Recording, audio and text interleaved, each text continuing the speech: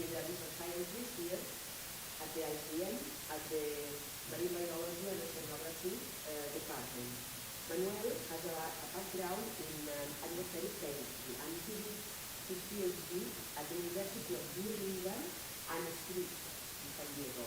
And then postdoc in Birmingham, in the UK, in Galway, in Ireland, and in Boston, in United States.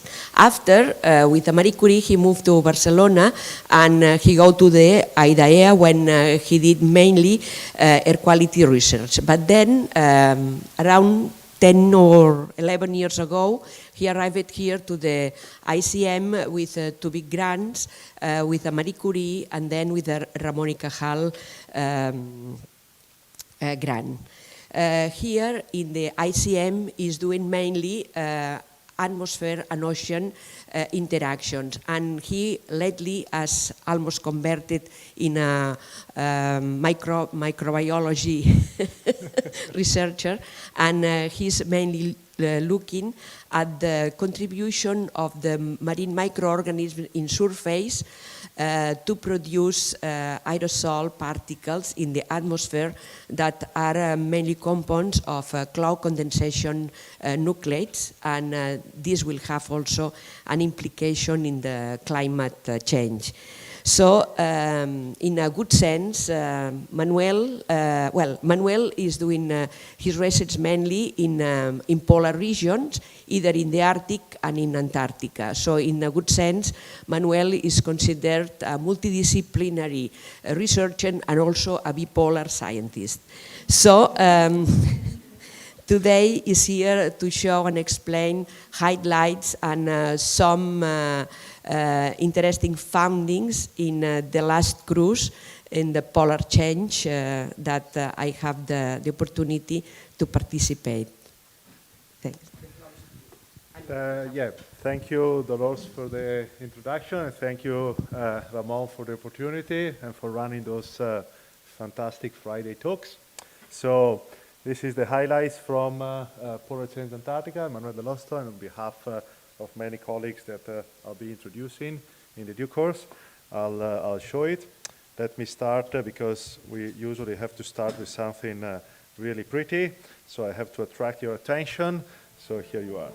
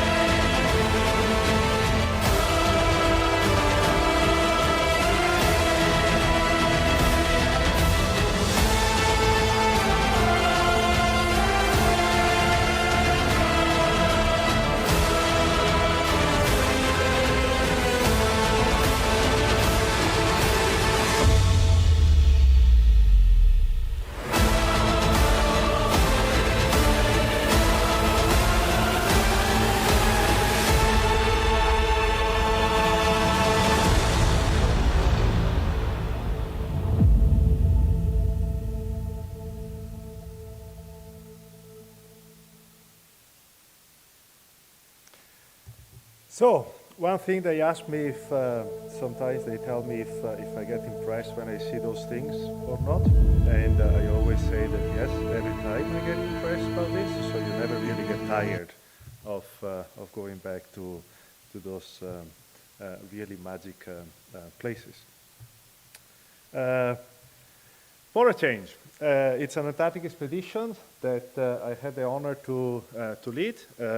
It's a project that is coordinated by the Institute of Marine Science by 4 of my colleagues, among others, especially Raphael Simon, who is a PI, and myself, and Dall'Osto and Elisabeth Dallet, who is not here. She's in New Zealand giving another talk on the other side of the planet. And at Magdavilla, you can see that this is the logo that Ana Sotomayor made, and it's about interactions. So it's always about interactions that you see in the ocean and in the atmosphere, and you see particles you see particles at the bottom, and then you see particles above. Now, a couple of weeks ago, you can see that the importance. We have our friend Pep, who was giving a talk on the Friday talk, and you can see that he's also very interested in particles. It's on the other side, okay? So he's going kind of explaining, if you go on YouTube, it's a very good Friday talk to watch. And then he's basically explaining how those particles are sinking and all the different pumps that you have. And you can see that at the top, you have the sky, and the sky is totally blue. There are no particles, but there are many, many particles up there. So as the ocean is complicated, also the atmosphere is complicated. So what we are doing is we are making teams that explain simultaneously both the ocean and the atmosphere. And you can see here that, from an oceanography point of view, you have the bottom, you have the ocean, and then you have an atmospheric person that is looking at that. And then there are many, many fluxes. You've heard about, the carbon flux, the nitrogen flux, and different fluxes. And you also have, of course, what I consider is one of the most important one, which is the water flux. So you have how you make, you transform all those this amount of water that goes up and eventually makes rain. Now, the surface of our planet, 71% of the surface of our planet is blue. Okay, and so the ocean is a huge component of our Earth system, and that's why we love it, and that's why it's very important. But you can see that in some areas you don't have blue, you have the white, and those are the two polar regions. You have the North Pole and the South Pole. You can clearly see that the Arctic is an ocean surrounded by land, whereas the Antarctic is a continent surrounded by oceans. And they are very unique regions, and you have a very unique ecosystems, and so it's very important to distinct those type of polar oceans from the other oceans. So it's very difficult to apply what we know in the Atlantic and in the Pacific or in the tropical, in the Mediterranean, to apply to those regions. That's why we need to go there, and one of the main reasons that is different, of course, is the white of the sea ice among snow, among different other. This is a diagram that Raphael just a couple of hours ago put it because it's quite illustrative, and it's a paper that me and him are co-authoring with some Australian folks, friends of us. And then you can see here that on the top, it's already kind of very important to distinct what is the open ocean versus the ice-associated microorganisms. So one thing is called sympagic, and one thing is called pelagic. Pelagic is like when you don't have any sea ice, and sympagic is when you have water that are influenced by sea ice. And you heard those two terminologies along this talk. And what you can see is that depending if you have ice or if you don't have ice, then you are emitting a number of different trace gases, and you are making those aerosols that I'll explain you later why those aerosols are very important to make clouds. So what we are doing here is basically to give you an overview of why we study the ocean and why we're making the aerosols and why those are important to clouds. And I repeat this many times because I like it and because I want to make a message clear.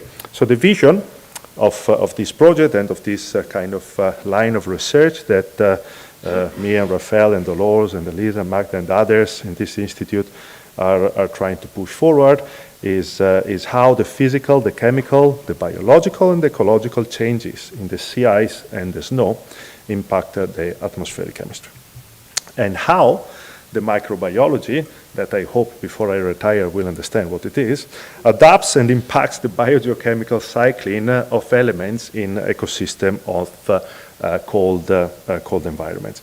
And this is the water cycle that I was explaining you. You know, when we are at primary school, they explain you that you warm up the water, it goes up, and then you make the clouds, and it goes down, and it makes the rain. Now, this very simple concept, I've been asked many times, they say, do you really study this? I thought this was very clear, and it's not clear at all.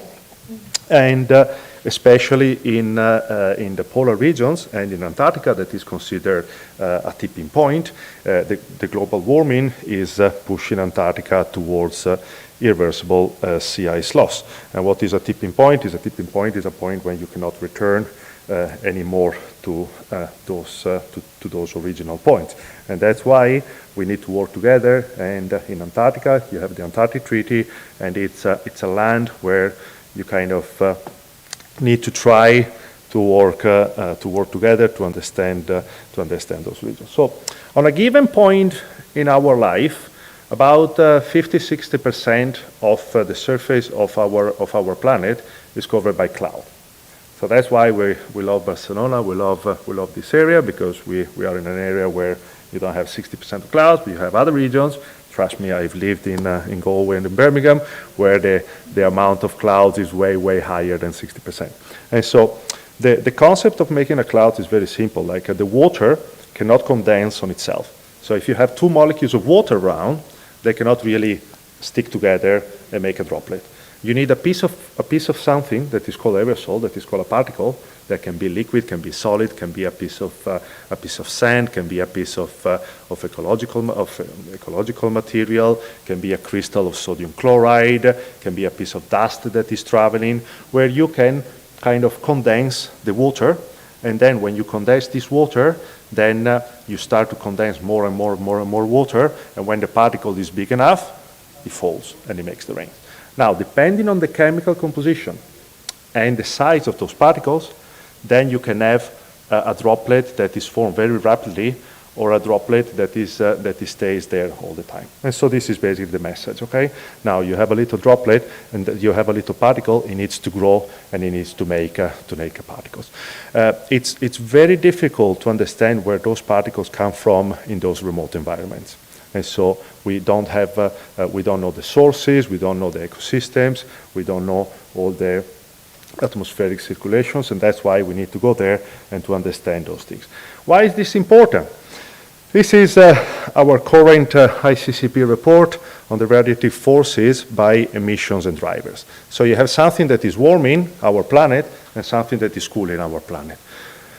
You've heard about the global warming. You've heard about the CO2 that is capturing all the heat. Okay. You also have some clouds. Now, of course, if you have some clouds, those are actually blocking all the incoming solar radiations. Okay. So you have something that is warming and something that is cooling. Something that you know more and something that you know less. And what you can see clearly here, when you look at all the error bars that you have here, is that the clouds adjustment due to aerosol has the largest uncertainties. That doesn't mean that atmospheric scientists don't work enough. It simply means that it's really complex, and that's where the error uncertainties in our climate models is there. So in order to reduce the uncertainties of climate change, we need to understand how clouds are formed, especially on those very remote environments. And often, Antarctica is considered as the pre-industrial last remote area that we are left with in our planet. It means that it is one of the cleanest places in the planet, and that's why it's very important to understand how nature is working without having the influence of those. And this is a very simple example. You can see that, for example, you have different clouds. You can have clouds that are more at the bottom, and so they are liquid, and you have the clouds that are above then when you fly, the clouds up there, that of course are ice crystals. And so depending on the chemical compositions of those particles, you can make some particles that are more liquid or are more solid. And we need to understand all this. And just to give you an example, you can see here on the left side, if you have like a big brown gray cloud that you know that is full of water, that means that it has some particles that are very large, and so all the water that was around was just absorbed very quickly by, for example, a particle that can be, for example, sodium chloride or sugars. By contrast, if you have a particle that is able to absorb some of the water, maybe like a lipopolysaccharide or like something that is oily, then it's difficult, and then it stays there, and it stays kind of whitish above there, and those clouds are very important because they are reflecting large things. And so here, now we're basically going to talk about those aerosols. So we've understood that to make clouds, you need aerosols, and we need to understand where those aerosols come from. And so you have mainly two types of aerosols that you can form. One is primary and one is secondary. The primary aerosol in marine areas is basically what is emitted directly from the ocean. So basically it's like a wave breaking thing. You have the wave, you enter in the water, you splash, you make aerosol, and you come back. It's like when you walk here in the Barceloneta, and basically you can see that when it's windy, you have all the salt thingy that is there. Those are basically like, droplets of sea spray that are coming in your face. Or for example, when our friend Francesco is surfing and all those things, all those things are basically primary sea spray. You just need something like that. And that is fairly simple to understand, but very complicated because the chemical composition, and as Celia would explain you, the biogeochemistry of the ocean and the chemical composition of the ocean is incredibly difficult to understand because we have 33 grams of salt per kilo of material in the ocean. So where in the atmosphere we are able to advance chemically, many different techniques are able to push and to understand atmospheric chemistry. Regarding the ocean, we are still on a very crude because from an analytical and chemical point of view, it's incredibly difficult to advance this. And so going back to the primary, you have this primary aerosol that is coming back, and then you have the secondary. Secondary is a little bit more complex. You have some gases, and those gases can be, for example, the DMS, the volatile organic compounds that are mainly biotic substances that are emitting from different ecosystems. You are making gases. And then when those molecules are up there, what you have is you have light and you have ozone, and then you're oxidizing those material, and then you're reducing the vapor pressure, and so from a gas phase, you go to a liquid or to a solid phase.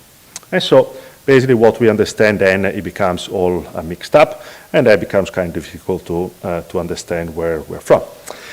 So I know that you are expecting a polar change only talk, but because I want to give credit to Rafael and others, the first expedition I was able to take part in 2014 I took part to a little expedition on my own. In 2015 we had this Pegasus cruise that was led by our institute, the Institute of Marine Science, when we had 36 people coming on board. And I remember that year because just a couple of weeks ago I was almost eaten by this animal, and I fell in love. I call this Jamira, and then fell in love with Patagonia. But beside that, what we did was also to find something that we kind of didn't know before. And then what we found is that the sea ice regions are a source of organonitrogen in aerosol. And why is this important? Because it gives us the possibility to go there the first time with Pegasus, but also me, Dolores, and Elisa brought another project called PICE. We were able to repeat it here. You can see here David, that is a 25 years collaborator that we have at the University of Birmingham, and Sebastian, and the Minister of Science, our UK at the time. And so what we basically saw is, like you can see here on the left, during winter you have a lot of ice, and during summer you have less ice. And basically what you can see here is that you have different regions. You have like a sympagic region, so like a lot of ice, and you have a pelagic regions when you don't have much ice. And so what we did is like we were basically sampling water, and we were sampling also air masses. And so you can collect air masses, you can collect particles in the air with filters, with other instruments, and then we kind of look at the chemical compositions of those air masses that have been traveling over Pacific or over pelagic air masses. And what you can see here is that the sea ice related aerosol contain 5 times more water-soluble organonitrogen than open water. So we found that those sympagic area, when like the ice is melting, contain a lot of water-soluble organonitrogen in specific low molecular weight alkylamines, including monomethylamine, diethylamine, and triethylamine. And that helped us to start and to move, and then with a collaboration with BAS, you can see here, we were able to show that those areas are a source of new particle formation. So as I was telling you before, those gases are emitted, they get oxidized, and those are making new particles that then goes on atmospheric katabatic circulations around Antarctica, and then they come down eventually back aged. Why is this important? This is important because we don't know where particles are from, and then the majority of those particles are actually made by these gas to particle conversions in Antarctica. And with a follow-up project, we basically need to understand the chemistry of this. So with some specific instruments, you need to understand how to make a particle. So if you look at here, you have some molecules, and then you need to make more and more and more clusters, and then when you have a cluster that is big enough, then becomes a particle, and then when that particle is big enough, you can condense water. So you need to start from very few molecules, and you need to understand what the sources are. And then what we did with Jane Breen at the University of Birmingham, then we found out with a follow-up project that indeed open ocean and coastal new particle formations are made from sulfuric acid and amines in the Antarctic Peninsula. And with a follow-up story, we deployed instruments at Sydney and at Halley, 2 British Antarctic survey stations, at the same time where we were with the Hesperides in 2019. And you can see here that you have some air masses that are pelagic and some air masses that are sympagic. And what you can clearly see here is that you have contrasted sources of alkylamines in pelagic and sympagic water. And why do I keep talking about this? Because like you have an acid and you have a base, and then amines are considered like some of the strongest bases that you have. And from a chemical point of view, if you have those in the air, they can stabilize those clusters a lot. So it's very important to understand where they're coming from and how they are formed. And here is a summary of what I was telling you. That's why I love the biology. That's why I came here in the Department of Biology a while ago. And it's very important to understand the biotic and abiotic sources of the VOCs that then are making these secondary marine aerosols that are making aerosol. And that gave us the possibility to open up, and then we started to work with Catch and with Pepsi, that are two they're two scientific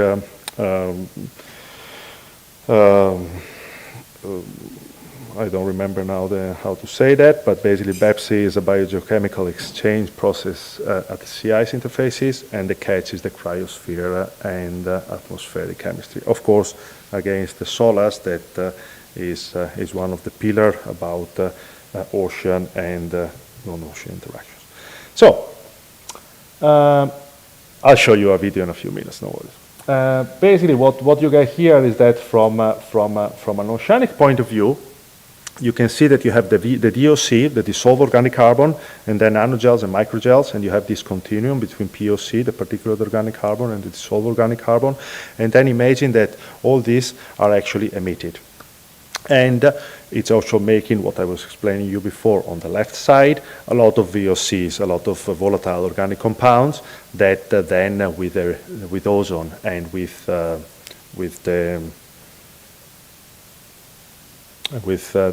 light, HNO, pues you can make a lot of new particles. However, you also have all the wave breaking stuff that we have, and so you also have that component. And we don't really know the relative importance between the primary and the secondary particles, especially in the Southern Ocean, because the Southern Ocean is a very windy ocean, so there is a lot of sea salt produced, but it's also one of the highly productive areas in the planet. So you have a lot of gases that are emitted. And it's very difficult to go there. And we don't have a lot of information. So to answer those basic questions, it's kind of difficult. This is a picture from the furious winds that you have around Antarctica. And then if you imagine here, you have the bulk water, you have the SML, the surface microlayer, and then you have different types of macromolecules, but you also have some lipid-like compounds. You can imagine when you entrain a bubble, and then depending on the mechanisms, you can extract a selective type of molecules. So what is in the water is not what you will find in the atmosphere, because depending on the mechanisms that you will extract that. And so you have to understand the ocean, you have to understand the mechanisms, how to make the aerosol, and then you have to understand the atmosphere. And that is a little bit complex, and that's why we simplify the ocean. And here, during the PIS project, we developed an aerosol chamber that, thanks to Marta Estrada, is now named the OYA, which is a very complex name. I still need to find the acronym for that, but we call it OYA for the moment. And what you can see is a very simple concept. You're recirculating water, and then you have a plunging jet that is falling, and you're making particles. You keep the temperature control, and then you get clean air going inside, and then you extract all those particles, and then those particles go inside the instrumentation. So that gives you an idea of how you can, for example, understand those bubble firms, and you can understand the seawater, the microlayer, and then what is called. So it's basically like our gateway between the oceanographic measurements and the atmospheric measurements. It helps us in a crude way to understand what's happening. So the three main points of polar change are now I'm moving into the new project. I would say that the three main objectives that we were trying to understand is what are the biogeochemical mechanisms that influence the exchange of aerosols between the ocean and the atmosphere, and how do polar ecosystems affect marine aerosol productions, and how does the marine biogeochemistry regulate cloud properties via aerosols. And so here is now a few hints about the pleasure we had to go to Antarctica, some for the first time, some for one of the few last times, and some hopefully you never know. So it's a Spanish project. It's fully funded by the Agencia Estatal de Investigación, and it's an interdisciplinary project that is funded by the Spanish government that involves support from existing international collaborators. So what we are doing is we are providing a platform, and then we are looking for different international communities to optimize our science, because we cannot do everything on our own. And because you have some unique scientists around the globe that are very good. And so what we do is we try to convince them to come with us to answer questions quicker. And the vessel is called the Hesperides. And as you've seen, you've been, it's an old ice-resistant ship that will be replaced in the near future. And now, because you are all become very good with aerosol, then I think you deserve a little video to. Otherwise, you get bored about aerosols, because I love aerosol. Maybe you don't love aerosol as much as I do. And now.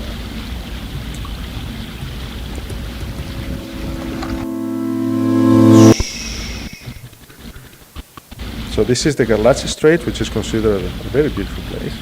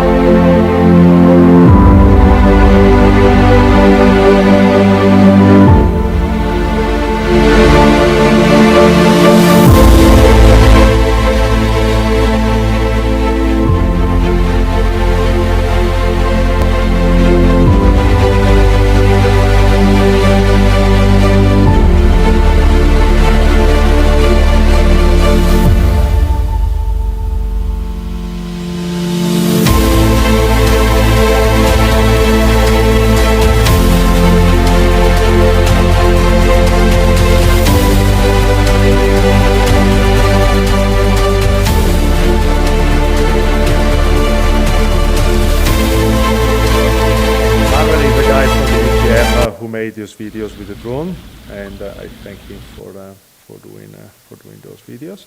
So I have some good news. The good news is that it's not the last video, but the bad news is that I have to talk about science for the next 10 minutes.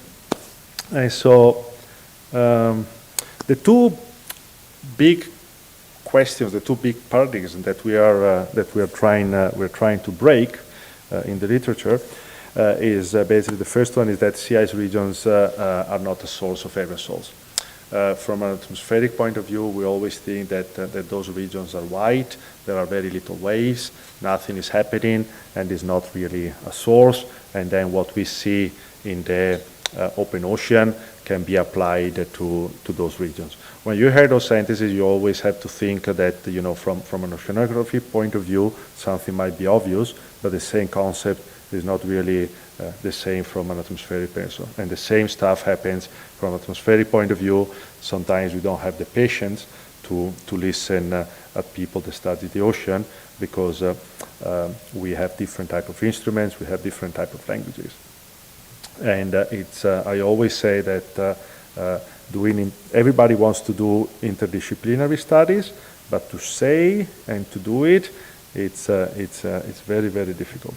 And so the other thing is that aerosols in polar regions, as the second paradigm in my opinion, is that we need to understand that not only from an oceanographic point of view, but also from an atmospheric point of view, the aerosols in polar regions are not the usual marine aerosols that you have. So from a model point of view, when you're trying to model clouds, you cannot really put the properties that you find from the marine aerosols in the tropic and in the various different oceans, but you really have to understand those ones. So when you go to Antarctica, you need to make a team, and we were incredibly lucky this year. I know that some of us were not lucky in the past 3 years. We had a number of polar expeditions cancelled. I know that some people actually were almost to Antarctica and had to come back. So I think we were incredibly lucky this year. That's why I started with this. You have Veronica on the right and David Beddoes on the left. We managed to have an expedition without COVID-19, and that was one of my main worry last February. Of course, it's not this now we go to our local team. I'm sure that you are recognizing some of the faces that you have here. Of course, here you see always like the female part, but of course I also had to expanded the thingy, so you can see here that you have Rafael and Torel that are here. It was a fantastic experience to have 11 people from the Institute of Marine Science and going to Antarctica all together, and we made it. And this is the team. So the team that I made was composed by 23 people, and we had a core of our institute, and then we have 14 different nationalities coming from 5 different continents, and so we basically made a very international team. And you can see here that you have Sive from South Africa studying aerosols. You have Yante Jihong from the Korean Polar Ocean Institute in Capri, studying ocean atmospheric interactions.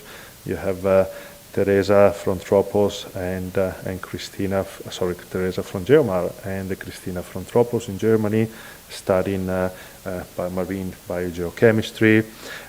You have Karine Selegri, who is an ERC holder, and her PhD student Guillaume, studying ocean atmosphere interactions and bringing different chambers that I'll explain you later. You have Leah Williams from Aerodyne Boston in Massachusetts, a mass spectrometer expert. You have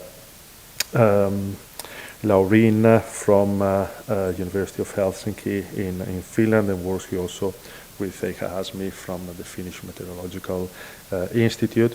And you have Odile and Sofia from the University of Liege in Belgium, expert in sea ice biogeochemistry and working with Pepsi. And of course, then you have Dall'Osto and Eli, experts in microbiology. You have Magda and Elisa from the phytoplankton groups here in the Marine Institute.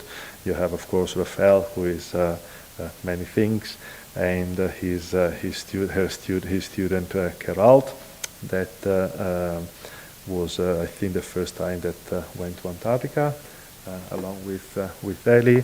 And for sure, I am forgetting somebody that will hate me. You have the UTM, very important, always thank the UTM. You have here Manuel and Alberto, and the two other missing people in the UTM that were on board. So you have Ian Crawford from the University of Manchester, David Beddoes, that is not here, Charel, who is here, and on the pictures, I have a nice slice that you sent me, and I think David Beddoes is missing in this picture. I think he left. I just realized that he left. So why do we do this? We do this because we believe that working together, you get things done better. It's very difficult to work together, but I think it's very important, and you get more fun, and then you learn something from different cultures, and you also answer questions scientifically in a better way. And here is one of my hardcore diagrams where I explain the roles of everybody, but just to explain you, everybody on these expeditions had a role, and so we had some specific tasks, and at the end we also had some tasks that were together. There were some people that were more specific on the oceanographic measurements that we had to trust. That there were some people that were more specific on the atmospheric side. There were some people that were more specific on the sea ice, more on the water, and then or more on the interactions between the atmosphere and the oceans. And then there were other people like me that pretend that we're trying to link all the dots. And there were also people back in other countries, in New Zealand, in Australia, and in Italy, doing support and helping that. So the instrumentation, I won't go into, because I see that you like more the videos than the science, so I think I won't go into a lot of the instrumentation. So instead of putting a lot of a list of instruments that you probably don't know what they are, or me pretending to explain what they do, just take my words. There were about 70 pallets of instruments on these expeditions, which in my opinion is a lot. And it included 11 mass spectrometers that are able to measure online both water and atmospheric properties. On this, thanks to two private companies, Aerodyne in Massachusetts, the US, and Topwork in Switzerland, and to the UTM, the coordinated Miki Ojeda and others that help us to make this happen. Without this help, I don't think science on its own would have been able to make those type of expeditions. So the cruise happened this year, and unfortunately this year is a record low. So 21st of February 2023, this year, when we were in Antarctica, is actually the lowest amount of sea ice that we've had in the last 45 years since we have satellite data. And so just to give you an idea, this is where we were, like in the northwest of the Antarctic Peninsula. And you can see here on the top, you can see for those that are used to see those maps, it's quite amazing to see that many miles down of Marambio and other regions, you don't have any sea ice. And if you see on the top right, on the bottom right, you can see how critical the situations and why we're talking about tipping points in Antarctica. Why did we decide to go there? We didn't decide to go there. Well, one of the main obvious reasons is because Spain has two Spanish bases, the Juan Carlos I and the Gabriel de Castillo, so we go there to give support, and then that is our area of study, but we also went there because we are collaborating with the British Antarctic Survey and with the FMI, the Finnish Meteorological Institute at the University of Helsinki, and so we had to coordinate and to overlap different projects, including some flights. That of course never happened because we had a delay, they had a delay, and so we spent months in coordinating this. That didn't happen because in Antarctica sometimes what you plan is not what happens. And one of the main reasons also why we were interested in going both on the west and on the right of the Antarctic Peninsula is because you have the Weddell Sea and the waterfront that is bringing water from the top to the bottom, and so we want to look at these contrasting areas between a lot of ice and very little ice to understand how we can provide the modelers some information to make better predictions at cloud properties. And this is thanks to Ana Sotomayor, who made those figures, and you can see in red the cruise. You can see that we started from Punta Arena in Chile. We went down. We went to the two Spanish bases. Then we went to the left. So we went down to Rotorua, that is a British Antarctic Survey station, and went back, went down to Marambio, did a sea ice camp in the Weddell Sea. Then we went to the Signy Islands, and we went back. So overall, we did 69 underway sampling systems. So we have like every 4 hours, Rafael and the others were sampling at midnight, 6 o'clock in the morning, noon, and 6 o'clock in the evening. We were sampling all the water properties to have an idea of the water that we were encountering. And we were mainly doing this because it's a project about surface-ocean interaction, so we're interested at the top surface of the ocean.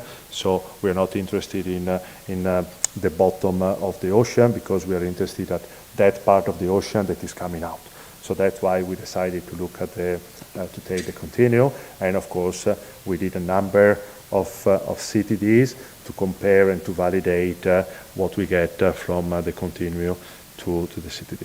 But we also, because some of our colleagues and us are also interested in the micro layer, so on the surface, on the thinnest part of the ocean, the top few hundred microns of the ocean, and so we were also using zodiacs 11 times to take seawater and to take SML.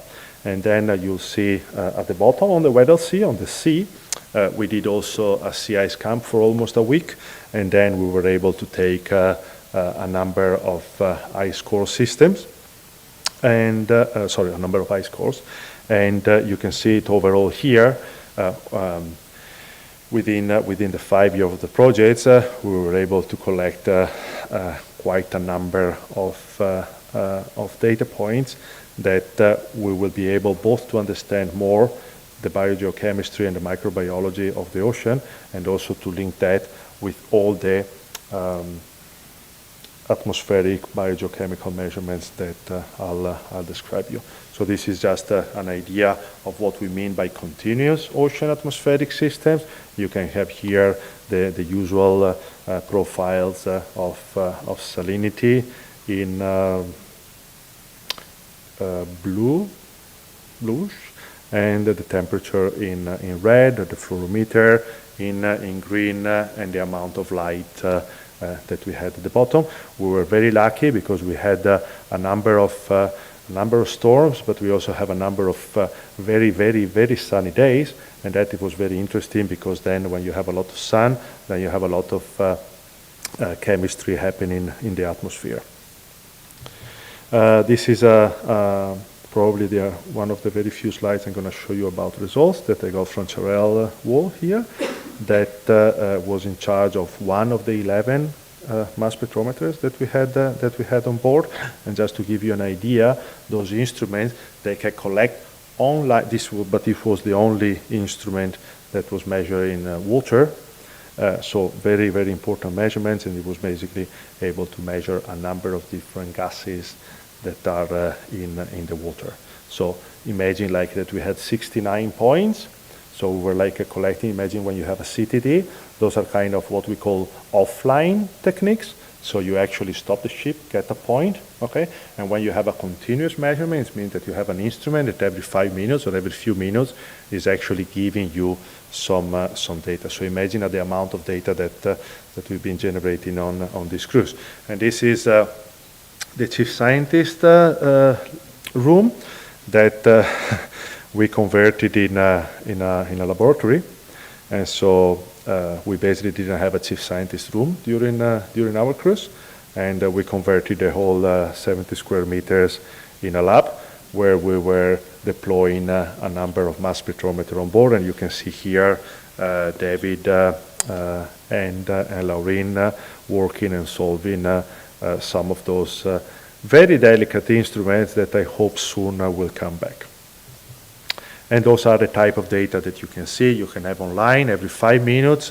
We have the size distributions of all the particles in the air between 20 and 500 nanometers. Every 5 minutes we have those type of informations, and then we'll add all the chemical informations from those 10 mass spectrometers that we'll get. So the reason why we decided to do this is because in Rodera, as you can see at the top left, and in Marambio, we had two different projects, one from the British Antarctic Survey and the University of Manchester, among others.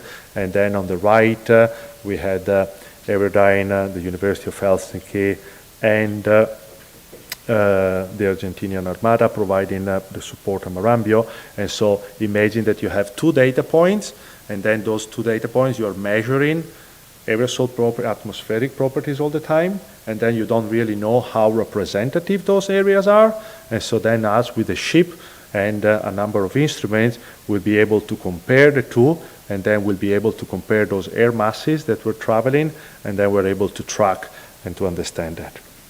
And so this is important, but we also had, because we know that sea ice is important, we also were lucky to have some expert from Belgium to help us, and Bruno and his team came to help on these expeditions, and we did have a number of sea ice camps. So what you do is you take those ice cores and then you drill and then you look at this. And why? Because the role of sea ice in the dynamic of polar aerosols, I think it's quite important. And so what you have to think is that you have at the bottom, you have the ice algae and the grazers, and then all this stuff might be released into the ocean, and so you can release what is in the bottom, what is in the middle of the channels, that is called brine, and what you have is that you have a number of different chemical compositions, again, depending on what you have on the sea ice and what is going up, and then is eventually making the CCN, the cloud condensation nuclei, and the INP, that are more kind of solid, okay? And so what we did is that on this sea ice camp, we were taking the metrics, we were taking measurements of the seawater, measurement of the ice, measurement of the brine, and then measuring of the atmosphere. And so we were able to link all those measurements all together. And that's why you need a very interdisciplinary and a very international team, because you need to have many different experts from many different things. And this is an idea of the number of variables that we were sampling, and I hope if Ramon gives me the floor in a year time, maybe Rafael next time can explain all the results, or Dolores or others. And then this is an idea of the amount of informations that we have. Now, of course, it's 6 months of sun and 6 months of dark. And so during winter time, the biology is quite different. And then during summertime, at the beginning, there is a limitation in Antarctica, and the light limitation determines how the bloom starts. And then when you have the right conditions, you might have nutrient limitations. And then when the sea ice is melted, then too much light or different availability determines the blue ends. Then it's going to be having a strong interactions with the sympagic, the pelagic, but also the benthic coupling with all this. And then we were, during polar change, we were the very, very, very, very last part. We were like, end of February, beginning of March, and mid-March. So we were really, really at the last part of the season. So it would be very interesting to see and to compare the data that we collected in 2019 with the PIs, or in 2014 and 2015 with Pegasus, because we were a different type of the seasons. So for example, those alkylamines, the amount of DMS, the amount of VOCs, the amount of organic and the different makings, we'll have an idea not only about the same area, but also geographically about the thing. Okay? So, going towards the end, I would like to show you a video from the sea ice camps that we did in Antarctica.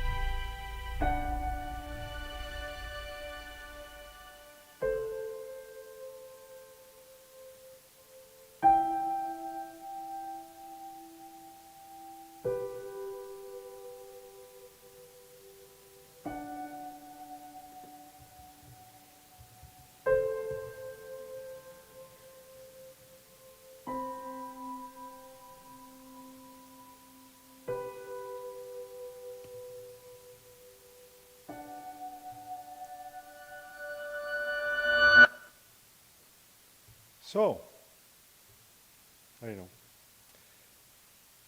10 minutes about the science. Last 5 minutes about the science. I need to run by hell. So, it's difficult to make it all. Aerosol chamber experiments. This is the chamber experiments that we had on the cruise. Just to give you an idea of what we had. We had 4 chambers, and this is an idea of the lab that we had. Very important that we had 2 chambers, 1 control and 1 real experiment. And this is all the experiment that Dolores and Deli and others were taking care. So Antarctic phytoplankton lysis increases sea spray aerosol. And just I'll skip this. Just to give you an overview of very few results that we had. We had aerosol that we were bubbling water, and then we were bubbling the water before and after those viruses attack. But because we had the aerosol chamber, what we did, we had a number of aerosol chambers, so we were basically able to do like the virus attack and the control water. So we were able to kind of look at how the water was evolving and how the water with the viruses was evolving. And this was very new because during the PIs, me and Dolores and Elisa and the others, we did see that the virus lysis, probably because the fresh dissolved organic carbon, probably lipids, are actually enhancing these sea spray productions. And we had a hint, but not before the polar change. We were able to have a number of aerosol chambers on the cruise. And this is the example. So you had 2 chambers, one with the water and the other one the water and the virus attack. So we were able to look at both water and atmospheric properties. And indeed, this is, for example, and some aerosol size distributions generating from the 2 chambers. You can see the control in black, and you can see the virus attack in red, and you can clearly see that you are doubling the amount of particles that is produced. And again, it's probably because the dissolved organic carbon that is fresh has got some properties that is making the surface tension of those bubbles that is actually taking out much more aerosols than others. Okay, you heard about, you saw in the net. You saw in the map that we also had like some bongo nets. So we actually also looked at the zooplankton, and then what we did is like we fish different zooplanktons, and then again, because we have the controlled water and the non-controlled water, then you can actually feed different waters, and you can look at the water and then the effect of copepods and zooplankton. And so we did like I think 5-6 viruses experiments and 3 copepod experiments on this cruise. Okay. We also had an ASIST instrument. So Karin Selegri brought an instrument that is called ASIT, the air-sea interface tank. And what you're doing is like you are actually putting air in and putting air out. And so you are actually looking at the productions of those different type of waters, more looking from a secondary organic aspect. And you can see here again, it's an air-sea sea-to-cloud by Karin Selegri, who was on the cruise.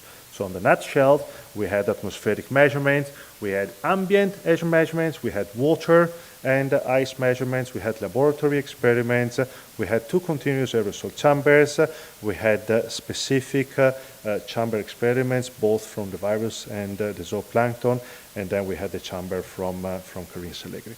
We also had a marvelous Magda and Deli on board that were doing outreaching, and thanks also to Maria and to Elena, we had a very good coverage of this that you can find online on the web of our institute. We had a number of events, including the 11th of February, the International Day of Women and Girls in Science. Again, here the majority of our group was female. So just the last 2 minutes.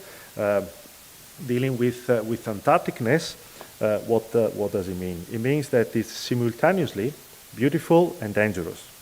And Antarctica is a very dangerous place, and you have to be careful because you're always like looking at a penguin or a whale, but you're far away from home, And if something happens to you or to your family back home, there is very little you can do. And so you're always dealing with different things. Plus, in Antarctica, things really not often goes to plan.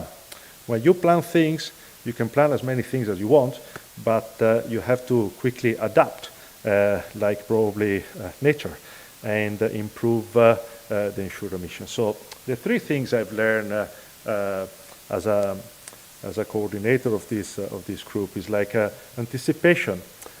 Try to identify the situation that might happen in the future and defining the corresponding course of actions. So not only go with a plan A and B, but go with a plan A, B, C, D, E. So when you pack the boxes and when you do things, just think of the worst scenarios and beyond. And build social relationship. Always, of course, like, we're workers. We know that we prefer to work with more than the others, but especially in Antarctica, especially on a cruise, like choose the people you work with and make sure that it's not only a scientific cruise. Make sure you don't only 25 hours a day because you are there, but also try to look at the relative aspect, at the social aspect, at the outreaching aspect. That may also help us as a scientist to kind of think that there is not only the science or how to transmit this.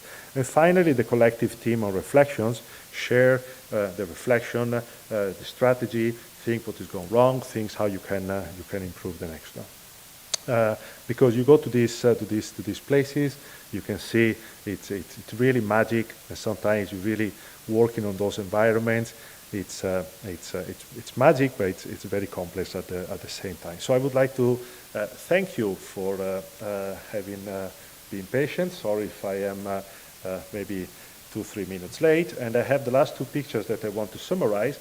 This is a picture that I really love. It's Arianna and Dana together, and you can clearly see here that I think it's a beautiful future. It's like 25 or something years old women at our institute. That I think this picture to me is very emblematic because it really shows that how you can have fun and work in a nice environment. And then the last picture I would like is to show this one, because after like 5 weeks we were on the cruise, we managed to have a dinner all together, and everybody came, and here you have Guglielmo and Sive, that are like two PhD students that are actually giving the speech of the final part and the final dinner of our cruise. So with that, I would like to thank you for your attention, and if you have any questions, I'll be able to take it.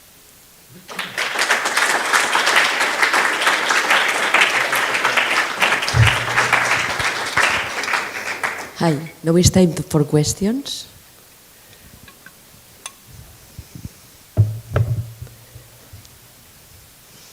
I think everybody wants to go for dinner for lunch, probably. Wow.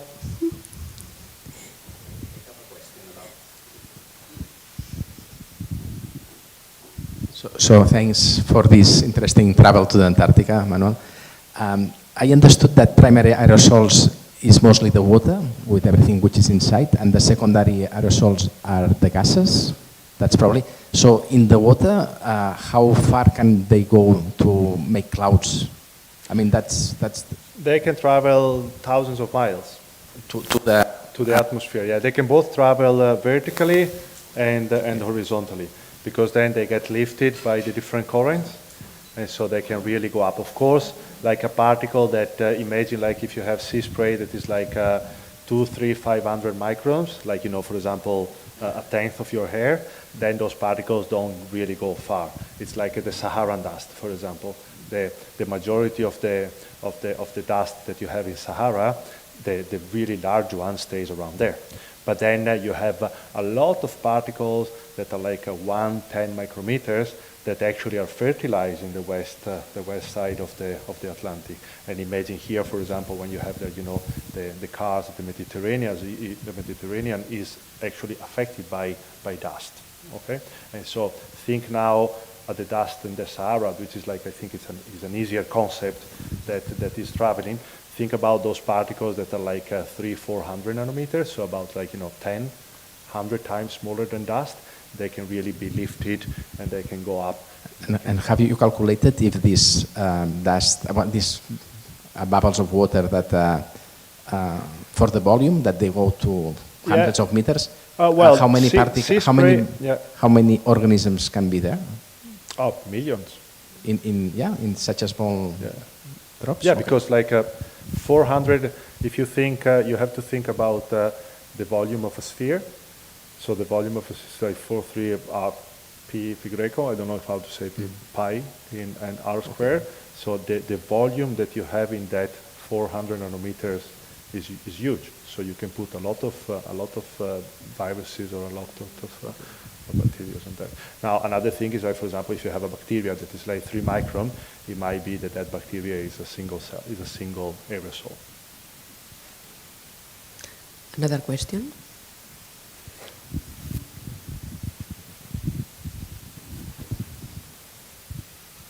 Thanks. I found it really interesting that you also studied like the different composition of aerosols with different copypods, for example.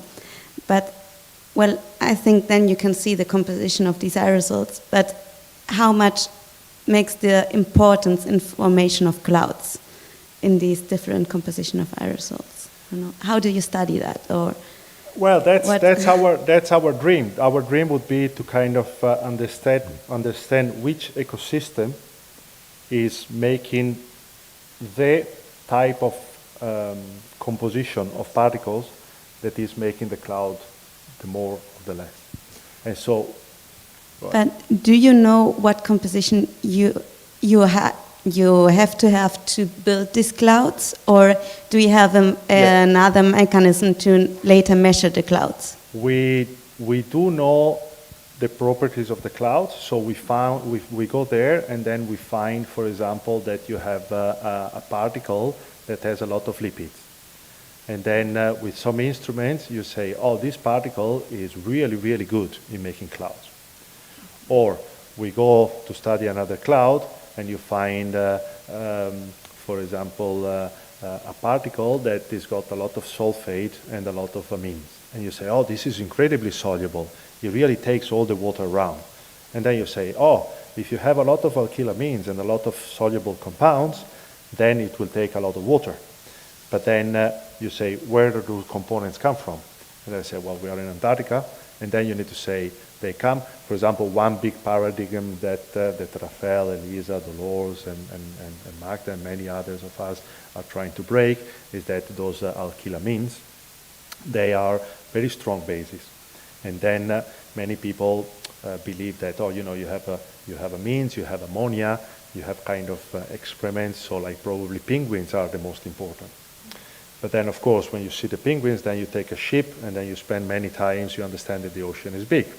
And then alkylamines are also very good as a cryospheric material, so they kind of they are like they protect animals. And so we see that, for example, those sea ice regions, they are really enriched in alkylamines. And so we can say, okay, then you go to measure the alkylamines and you say, okay, if there won't be any sea ice, there will be very fewer alkylamines or very different components, and then those components that were making the clouds really well are going to be missing. So then you're going to have even less clouds, so you're going to warm up that stuff again more. And so it's called the indirect effect. And so that's why you need to understand, like we are basically going, we say, okay, what is there? We have a lot of phytoplankton. And then we take all the water with phytoplankton, and then we see that we don't make clouds and there is no difference. They're going to say, well, those large diatoms probably are not that important. Then you take some nanoflagellates. For example, in 2019, me, Dolores, and Lisa, we found that somehow nanoflagellates, both phototrophic and heterotrophic, seems to be somehow related to very good aerosol productions. And we don't really know why. So that's why now we have before we had like a 25 points data set. Now we have a 500 points data set on polar change, and hopefully we'll understand why. Is because are the nanoflagellates themselves that are making particles, or do nanoflagellates make something that are Some such a substances. great tension that are making so many particles. And that's why we're trying to kind of hit and go, and maybe bacteria are also important. Thank you. Really interesting and complex.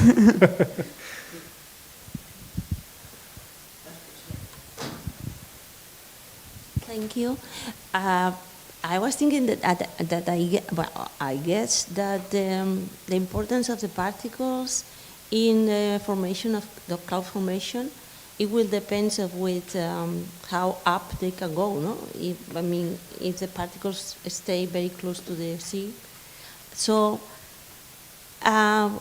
do you know how this type of particles that are forming by microorganisms or whatever can travel up, and if they can reach an high that then they are more or less important, and if there are different particles that they can travel less or more, and what is driving the height that they can travel and the importance they can be, not only by the composition, but also that the facility to travel up. Well, that is boundary layer meteorology. So once you have those particles there, then one thing is gases. So gases, they can be lifted, and then a gas in our atmosphere is more mixed, and then it goes up, and then for a number of reasons, you can make particles up there that are coming down. So the origin of those particles is still biogenic, but then they are not formed on the boundary layer. So you actually lift gases, they go in the free troposphere, and then they find more light and colder conditions, and that chemistry is making particles, and then by different meteorology, those particles are brought back. And that is one possibility that is happening, and it's called free troposphere, particles from the free troposphere that are actually made up there.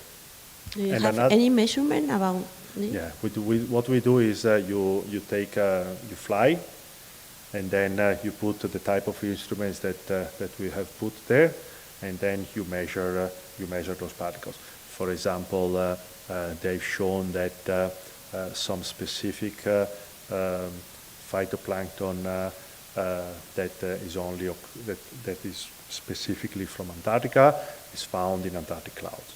So you take an airplane, you sample those clouds, and then you look at the biology inside those clouds. In the Arctic, for example, Caroline Leck and other people in the Arctic, they show that there is a specific type, Mesarira, of phytoplankton that is only from the Arctic and is found in the clouds. And depending on the boundary conditions, sometimes those particles can be lifted a little, but then of course, if you have a lot of winds, those particles will eventually go up, and this is boundary layer meteorology, and also it depends on what type of clouds you want to make, because if you make a cloud that is within the boundary layer, what is like a few hundred meters high, then those clouds are liquid, and then the probability that those particles are connected with the surface is much higher. If you're talking about the clouds that are frozen, like those called ice nuclei particles, then it will be difficult to go up there. And so it might be that like a long distance transport particles will eventually arrive there. What I can tell you is that it's the Antarctic regions, for example, can have intrusions from fires from Patagonia, from deserts, from Australia and from South Africa, but the majority of the particles that you have in Antarctica are local, and the same happens in the Arctic. So the majority of the particles during winter time are from the continent, but during summertime, because of the Arctic dome, then it kind of impedes other particles to go in, and then the majority of the particles come up there. We have time for another question. So, thanks, Manuel. I am wondering, about the findings that you found in Pegaso, where the major concentration of compounds derived from nitrogen were close to the sea ice. Now we are seeing that the sea ice is disappearing. How is the future of that? Well, it means that if we are right, the amount of secondary particles, if we only think about alkylamines, theoretically it should decrease, so you will have less clouds. However, because we know it's kind of complex, we don't really know when you have like less sea ice, you will have probably higher productivity in the Southern Ocean, and so you probably have higher DMS, and so maybe you'll form other particles in different ways. And so it's not looking good, but then it's a very complex system how the response of the ocean is given, and that's why probably the cloud hypothesis that in 1987 it's probably more complex than we think it is. Thank you very much. Thank you.